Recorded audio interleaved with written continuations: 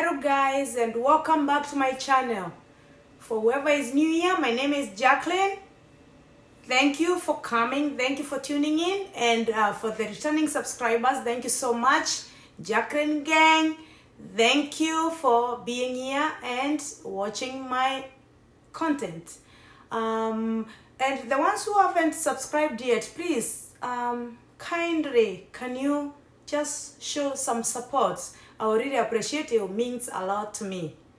So guys, today, as if you watch my yesterday's and previous video, it was about the way life is here in Canada and the reason why we are overly thinking of going back to Africa, and the reason why that's the thing about this thing, because people, they have perception, or if I live abroad or whatever, everything will be straight and easy, and no, that's not the way it is. That's not the way it is. So that's why I'm taking you step by step.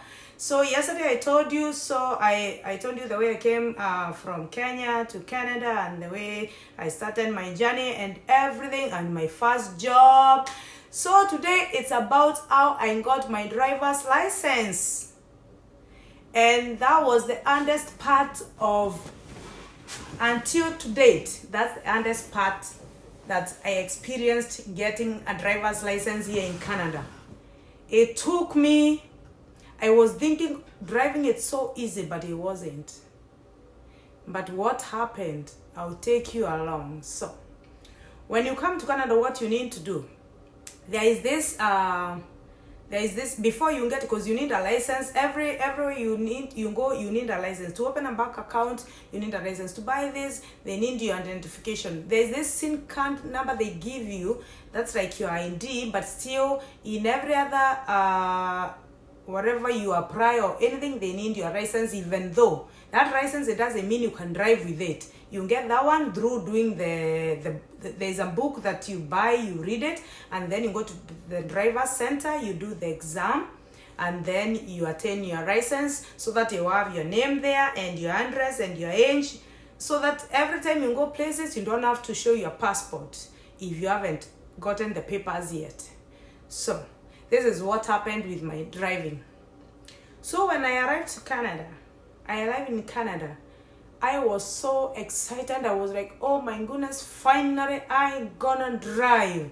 That was my dream. It was my dream, and I know it's everybody's dream to drive.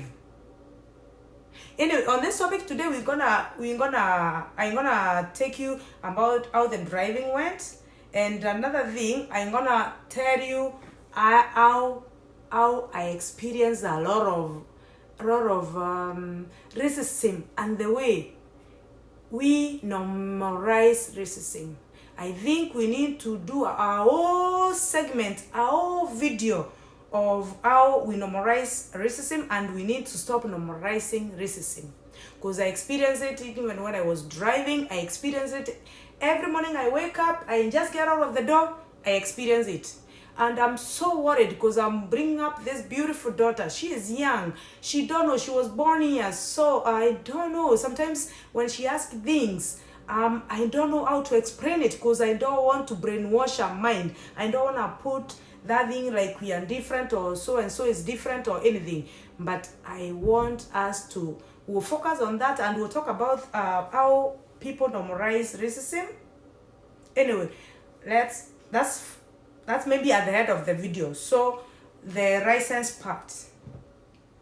Did you hear? I wanted to drive so bad. I was like, ooh, I can't buy my car, and then ooh, because that looks so cute when you're driving with your sunglasses, because sometimes the sunshine is so bright, you have to wear the sunglasses to drive. You know, when we used to watch shows back home, and then you see, oh, those the girls driving with those beautiful cars, and then they're wearing sunglasses with beautiful everything. That was my dream. Yeah, it came true, but after a lot of money spent, after a lot of anxiety, Okay, I'll take you. So I went, I read that book. I bought the book. It was like $18. I read it. After a few days, I booked my exam. I went to the driving school center. I did my exam. It's like a computer exam. You do that, and then sometimes people fail. If you fail, they give you another chance to repeat. You repeat, and then you pass. And then you pay. That time we were paying, I think, $80. So I passed. So I got the license. But that license, that one you cannot drive with it. But they start counting. That's the time you got the license in Canada. At least when I go places, I used to take it and then I show it. That's my address. That's my your name, your address, your date of birth. Did I say date of birth? This is English. Anyway, it came with the shape. So I got my license. Now I had to make money to start booking the road driving lessons. Cause here driving is not like before they give an immigrant. I don't want to use that because the other segment will be about how we normalize racism. But before, don't come at me. Before they give you a license and you are from another country, trust me, you are a good driver. So I started booking my road lessons, my driving lessons with this. Most of them, the ones who does these driving things here, they are Indians. They come from India. They are the ones who does those. Most of them, the ones I went with, only one time I went only with one white guy, and that's the one who gave me my license, who made me got my license. I'll tell you the story about it. I think he just felt for me, was like, oh, you know what, girl, I'll let you pass even though you have no clue what you're doing. But I was like, goodness, does this guy want me to die or something? But I was happy to have that paper. So the first time I I booked my whatever, it was winter time. So in the road, no crew, you pay like $30 for 30 minutes. For 1 hour, for 45 minutes, $30. $30 for 40 minutes. It's like $1 an hour. I don't know. So no, $1 a minute, whatever. Eva, is that mathing? No. The math is not only math that I know how to do. Math is the money, to count the money. The other math, please, Y, Z, Z, whatever. No. So the lady came. Okay, get in here. I used to think like I'll just get a car and then woo and drive. The lady came here, says, okay. No, it was a gentleman the first time. He came, he said, what's this? He asked me the things in the front of the car. What's this? This is that, that's it, this is this, that. There was automatic car. So, okay, let's go on the road.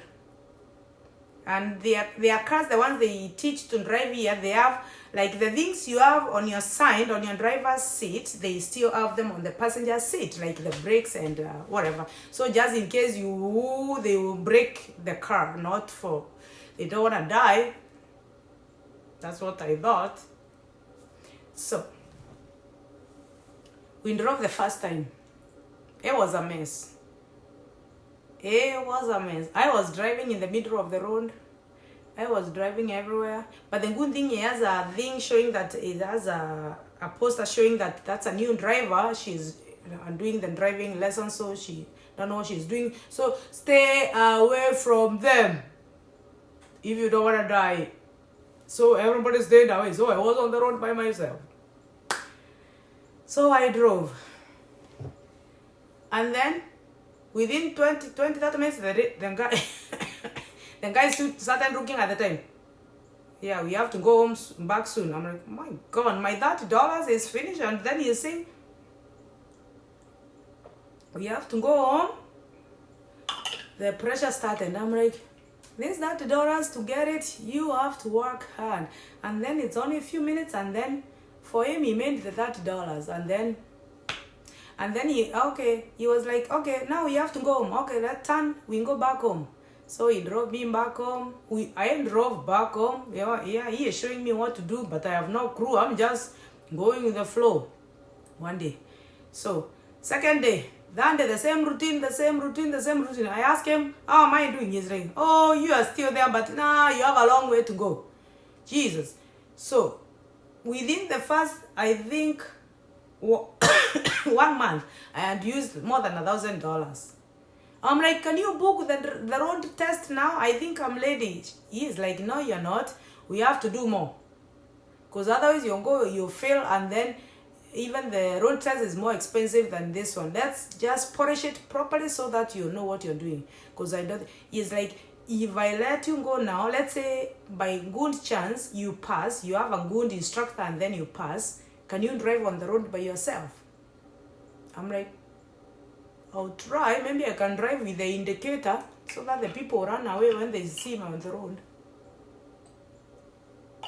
So he said, no, I want to make sure you know what you're doing. So I intend for a month or two. I said, okay, no, a month and a half. So I said, no, I need you to book the road test. So he booked. He said, okay, for you to pass, we won't go in these busy streets. We won't go far away. It's like a remote area where there are no cars, there are no nothing, so that you pass. I know that's a trick that they do, but I don't know. And the far you go, the more you pay. So to go that far, I paid, I think, $230. That was 2006. I paid like $230 because it was far away from where he was living at the time. Excuse me. At the time, it was like 2 hours drive. So we drove all the way. I had a very bad instructor.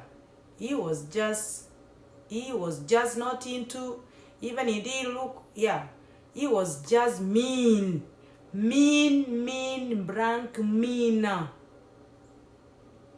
So before I got out of the driving school compound, then he said turn right. So I turned right. We drove close to a school zone. School zone here, you're supposed only to drive 40 kilometers per hour, which is very slow. And even if you go like 41 or 40.5, you fail. So I drove. I'm trying to drive. He's like, you're driving too slow.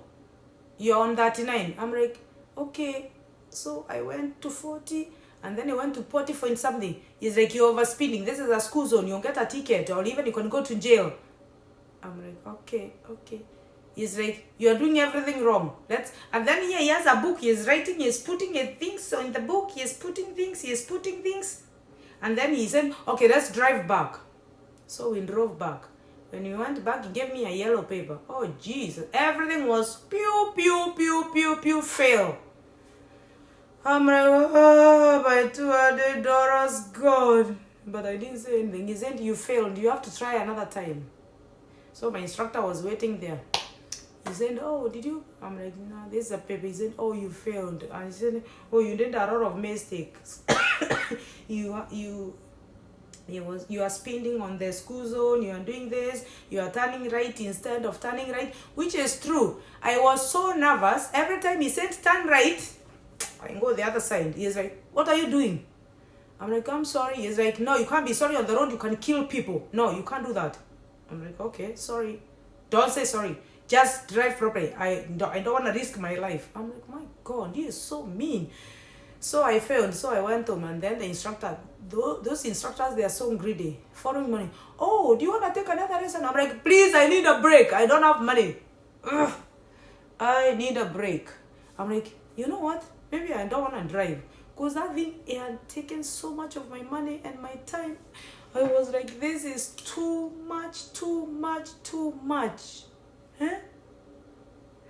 I was like, how? This, it's taking more money than even I thought. And then After a week, I'm like, I've already used like $2,000. Maybe I should call this instructor to start taking me for road lessons again. And then I called him, and then we started again. Then journey continued. Money, money, money, money, money, money, money, money. Before I got that license, I had failed, I think, 3 or 4 times. And even the 5th time that I passed, in my mind, I was supposed to fail because I did everything wrong. But this guy, the other previous instructors who were taking me, they were Indians. And I'm not saying anything. I didn't say they were not nice or whatever. But you know what I wanted to say, but I'm not saying anything anymore. This other guy, he was a Rombe holder. He was in his 60s. And then he checked my record. You see, oh, poor lady. She has been doing this, whatever, for a while now. And she's been... And then that time, I didn't have Olivia. I was still in my 20s. Then guy asked me, we were driving. He was very friendly. And everything I'm doing wrong again. Everything was a mess. But he kept saying, don't be nervous. Do you have children? No. I see you've done so many you've done so many loan tests and you failed. What's wrong? I'm like, I don't know. I don't know what they're doing. He's like, you know what? Just do your best today. Okay? Don't be nervous. I'm here to help you. I'm like, okay, thank you. And then we drove. He's like, why do you need this license so bad? You look like you're young and something. I'm like, yeah, I lied. I told him, I have a baby and taking bus with the baby all the time, taking the baby to the daycare and going to work, and I work nights, and then I have to take a bus, and then this and that. I lied. All my lies came out, and the lie helped. The guy looked at me. He was like, okay, let's drive back. As we were driving back, he was like, do you think if you get a license, you can drive on the road by yourself? Because you are not there yet, you are not polished yet. But I'll give you one advice. Just in case you get the license, when you buy a car, before you start driving, at least for a month, have someone with you to polish up, like on the side, to be showing you what to do and everything. I was like, okay, thank you. And then he said, okay, let's go back to the center. So we went to the driver's center, the school center. And then he went with the paper. He gave me the paper. And guess what? Passed. I had passed. I gotten my license finally. I was a driver who doesn't know how to drive. I was a driver. So, I had that license. I was like, okay, now what? I have to drive. I was like, driving? Not yet. But I was so determined to drive. I was like, I'm going to shop for a car. I found another friend of mine. He was like, okay, let's go shopping. He was in Canada for a while. So he took me to car dealerships. We looked. For me, I have good taste. I like good things. I like fine things. Okay? I was looking for these big cars. He was like, no. You can't get a big car, because if you get an expensive car, the insurance, because you're a new driver, won't be out of roof. And the location where you are, your location, the insurance there is like, I'm like, what do you mean? He's like, this is how it works in Canada. And I came to realize that if you live in a busy area, the insurance is ridiculous. If you live in those remote places, the insurance, it's low. But for a new driver, it doesn't matter if you are in a good place or whatever, the insurance has to be high because you are risk. You risking people's lives because you are a new driver and you don't know how to drive. You are not a good driver yet. You are not there yet. You don't have experience. So you might cause accidents. You are prone to accidents. So he was like, no, we are getting something cheap, something hot, so that you learn to drive with it. And then after that, you can get something nice for yourself. I was like, oh, me driver. He was like, yes, you are getting something cheap. Under $5,000 or $5,000. Which is like 500 Kenyan shillings. I was like, okay. Because I had saved money. I had money I wanted. I wanted like a nice car. You know what nice car means. I'm a girl. Hello. So, we got a car. My first car was Chevy. It was nice, but it wasn't my taste. I hated Chevy. But I was like, you know what? Even I don't know how to drive anyway. So I better drive that Chevy just in case I knock it down. It's not too much for me. But if you knock it down with Chevy, geez, if you come out alive, it's good because it's the material. It's very like, it's like mabati. It's like so like paper like. So Chevy, I got Chevy. So I drove I didn't drive. So the guy said, I need to take you on the, no, he took his car because we went to the dealership, he drove his car. I was like, why are you driving your car? Let's take a bus, and then when we get to the dealer after we buy my car, now you can drive my car home. He was like, no, I'm bringing my car. The dealer, they will bring your car. So he was trying to trick me. So we went to the dealer, we got the car, we paid everything. They put the number plates and everything. I had my insurance, everything on the road. He said, okay, now go in your car. I'm like, no. He's like, yes, you are driving your car home. I'm like, I can't drive. He's like, you've been on the road for the last 3 months doing road test and driving, whatever. You should be able to bring yourself home. It's like 10 minutes from here. I'm like, please don't say that because now my stomach is full of water. He was like, no, you are driving your car because I'm not getting this car from this place. I was like, God. I went in the car. I came out. I said, please, okay, you go in front. I'll follow you. And if there's a stop sign, please make sure you don't go. You wait for me until the stop sign goes green and then I'll follow you. He was like, okay. No, he didn't do that. So he went. I'm following him. I'm driving. My neck was so stiff because I'm not moving. I'm not moving. Jeez. And then I was like, you know what? I'll put hazard. I put hazard and it went doing like this. So whoever is behind me, they take the other way. Whoever is behind me, they're like, maybe this is a broken car. So I was on the road by myself. Maybe I was the place I'm supposed to drive 70 kilometers per hour. I was driving maybe 15. I hope there was no police there because if you drive slowly, you get a ticket too. If you speed, you get a ticket. You have to follow the rules. So when we got to a end, right, his car had already passed. So he went to end and on this side and he continued driving. I was like, okay, this is a nightmare. I have no clue because I was following behind. I was like, okay, now I'm on my own. I am on my own. Can you believe I drove all the way home? And then when I got there, he was there. He said, you did it.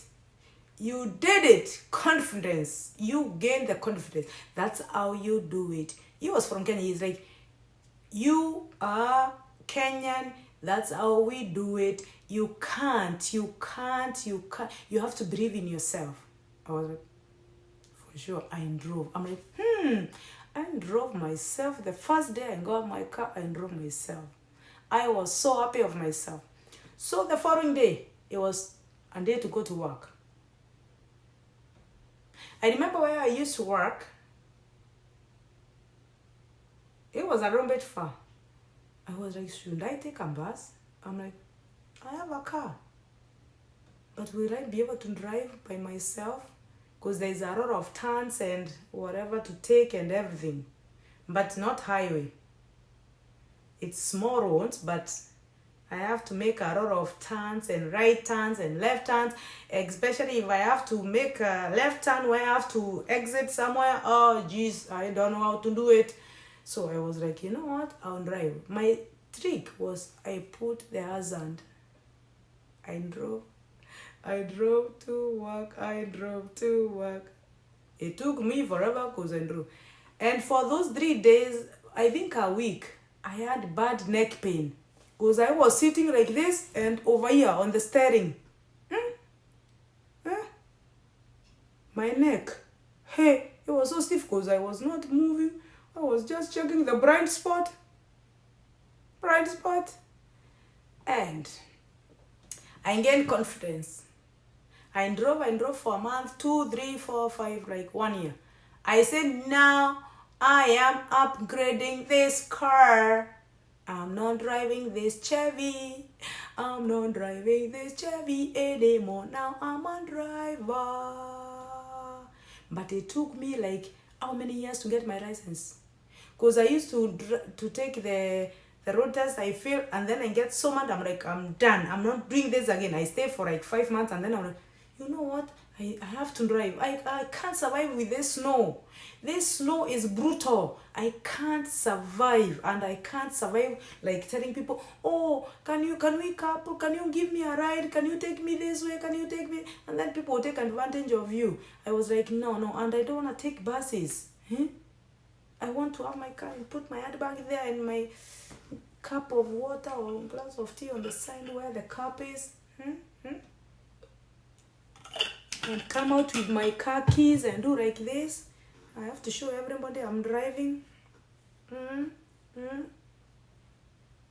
Show off. Yeah. Show off. I had to show off because the thing was, like, it took me forever to get that license. It was not easy. It's not like the way you do it in Kenya. But the problem, I could have done it in Kenya before I came here, so maybe it could be a little bit easier for me. But in Kenya that time, 2005, all the cars were standard. I don't know what to do with this and that and gear and brakes. No, here it's automatic. You just put there, you go. Okay? So, I started driving. And that's how life began. So from there, I became a good driver. So after that, after you get your first license, you drive, I think, for a year or 2. And then you have to go for another test for the highway. Because, mind you, the license that I got, I couldn't drive on the highway unless if I have someone with me to drive on the highway. Because then the highway, you have to drive 100. It's like super highway back in Kenya or in Africa, whatever they call them. That time even, I don't know if they have them in Kenya. But these ones, their cars just fly, okay? That's why you can drive up to 110. Like in Germany, I went to Germany to visit my sister one time. Can you believe the roads, they have no limit? If there is no car on the road, just fly. I was like, where? Yeah, that's how it is in Germany. German, I don't know. No, that's scary. Anyway, here, at least 120 kilometers per hour. So I was like, Now, before 2 years were done, before they expired, I had to go and do that other one too, to drive on the highway. So that was another one. You are still driving, but you still have to pay for the lessons. So I paid for the lessons to be taken, to know how to exit, to crap and all that. It was something else. So I did. Luckily enough, I passed, even though I don't like driving on the highway. No. I'm a slowpoke. I'm a senior. I like my senior roads. Okay? But sometimes I put GPS, and guess what? GPS takes me to those toll-free, like 407, whatever, without knowing. And then I'm like, oh, I'm on the highway. I'm like, okay, concentrate. So I'm grateful now. Thank you, Lord. But still, now I'm thinking, if I go to Kenya, or Africa, because here the driving, it's very intentional, and they are very serious about it, and the roads are good, and the discipline, and you have to follow every rule on the road. You have to follow. That makes it easier in Canada or abroad. It makes it very easy to drive because there are rules. There are rules. There are bike lanes. There are this. There are the red lights. You have to follow. If it's time for the pedestrian to pass, you have to wait for the people to cross the road. You cannot. If it's red, you have to stop and wait until it's green. The rules you have to follow. Otherwise, you are getting big tickets, or your license will be taken from you, and then you have to go to zero. No drinking and driving. No, it's absolutely not. They wait on the road, sometimes at night, midnight, and then they wait you do the breath test. Even you're coming from work. You are coming from work, you're telling them you're coming from, they're like, okay, come out. Do this, do that, balance. So you can't drink, you can't take medications. Some medications they tell you can't take and drive, so you have to avoid that, because if you go and you do that breathalyzer and you have something in your system, your license is taken away, and you pay a big penalty, and then you might even lose your license. So yes, this. So since I'm almost retiring, I want when I retire, I want to go back to Africa. That's where I want to retire. That's why I started filming these videos, because it's like diary. My life in Canada and now back to Africa, my motherland. Retire. So I'm thinking, will I be able to drive there? Because there, the is it pedestrian or pedestrian? What's the doctor of the King's called? And the people passing on the road, those two there, I can't. Pedestrian. Oh, pedestrian is people crossing the road, those ones. The pedestrian, they are supposed to obey you who is driving, not you in the car. You have to stop. Now, in Africa, it's different. The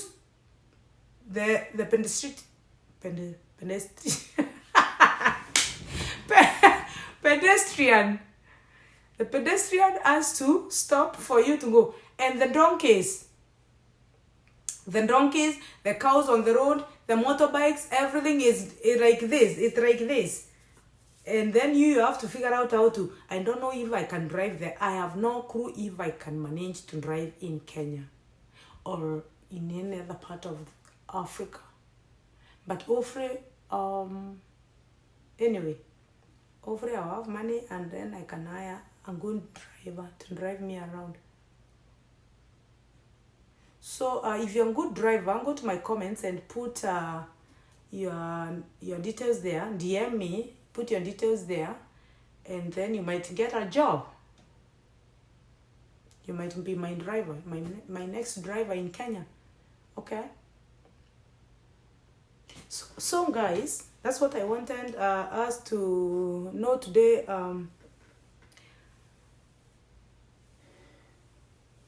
That's what I wanted us to know today. So for the next segment, as I told you, when you come to this part of the world, be prepared. Because when I was back home, when I was growing in back home, I never heard of the word racism. I never knew there is anything like that which has existed. And don't even think that, oh, maybe because we aren't only Kenyans over there. No, we aren't all kind of people. My We are all kind of people, okay? My family, my relatives, my whatever, they are married to different, they are married to this tribe, this tribe, this tribe, white, black, Indians, whatever, all of them. But I never came out across a word racism and how people normalize it. We need to stop normalizing racism. We need to stop. So on the next episode, that's what I'll be talking about. It's really sad. It's sad. We are in the 21st century. We need to change. But I came to realize it's not only when you go to other countries where you experience it. Nowadays, you can experience it in your own country, in the restaurants, everywhere, because they think, oh. But back in Africa, mostly where people experience it's because of money. If you have money, you might be treated well than people who don't have money. That's the problem. That's the only problem. But we are people who are born to judge. I think this world is full of judges. It's only that they didn't go to raw schools to learn to be good judges because they normalize bad things, thinking it's okay. Sometimes it's not okay. It doesn't cost nothing to be nice. It doesn't cost nothing to love each other. We are all people. It doesn't matter of the color, the race, the sexuality. We are all God's people. And God loves us. We are all human. Human. So, anyway, that's all for today. Thank you for watching. Thank you for subscribing. Thank you for coming back. Thank you for showing some love. And please continue to watch more and more and support this girl. I'm very intentional about bringing good things to people, talking, educating people to stop normalizing bad behaviors, bad deeds, bad a lot of things. So next episode, we'll talk about how I experienced racism and how I've experienced and how I've coped with it everywhere, every single day. Trust me, there is no one single day that goes away without me experiencing it. It's sad, but guess what? I have a very thick skin. I've normalized it. So even if they come with it, like what? I look at it like, and then no. But I'm not bothered by it. But some other people, they're not like me. Maybe they can't take it. Me, I'm okay with it. You can come all the way you want. You can be bure. I'll bure you back so bad. I'm a very nice person, but I can be a bure too. But I try not to because I'm blessed. And I love people. I love you guys. Don't forget to subscribe. Thank you so much for watching. Thank you so much for watching. Do you like my glasses? These are glasses. They are for reading. That's why I wasn't putting them on. So I had to put them to check how long my video is. And my shirt is from Garage. Those are their kind. It's a store in Canada. It's like for petite people. Because I go to shop in teenage stores. I don't mind. I'm petite. I'm small. But I don't mind it. Even though sometimes Olivia says, do you think you're a teenager? But when she says that, I like it because I know she likes what I'm wearing. But for her, instead of saying, oh, you look nice, she'll be like, you think you're a teenager? These kids, they have no filter. They have no filter. This is the generation, no filter. Not like us, we used to bish. We used to say nothing. No, not these kids. They will say, you think you're cute. You think you're a teenager. Copycat. That's them. Anyway, thanks guys for watching. I can talk and talk and talk and talk and talk and talk. I'm a talker. Thank you for watching. I'll see you on the next. Thank you.